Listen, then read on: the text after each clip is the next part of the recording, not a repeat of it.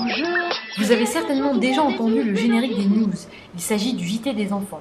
Chaque jour, une équipe de journalistes conçoit le journal et comme tous les matins, la journée débute par la réunion de rédaction. Au menu, débriefing du JT de la veille et choix des sujets. Seulement, faire un journal pour les enfants implique d'aborder différemment l'information et de la traiter en fonction du jeune public.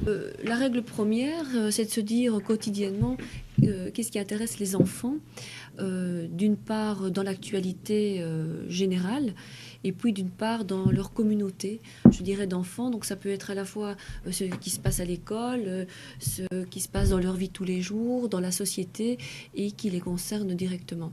Alors, dans l'actualité en général, par exemple aujourd'hui, il y a la Thaïlande. Évidemment, ils ne sont pas directement concernés, mais c'est aussi une tranche d'âge où l'actualité est au programme, où ils reçoivent le journal des enfants généralement en classe, et où il y a un intérêt quand même pour l'actualité, pour ce qui se passe dans le monde.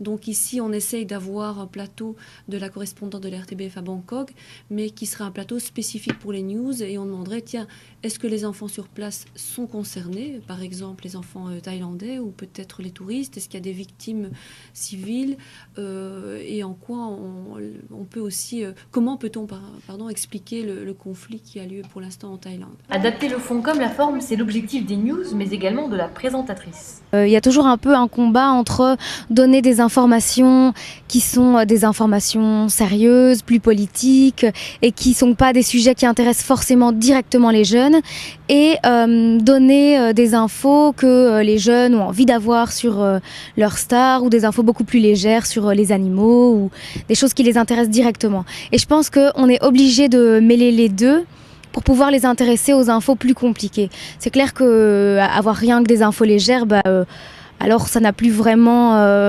d'intérêt de les informer parce que ces infos-là, ils les trouvent sur Internet ou ailleurs. Et en même temps, donner que du contenu plus ardu, c'est difficile aussi parce que c'est plus dur d'accrocher.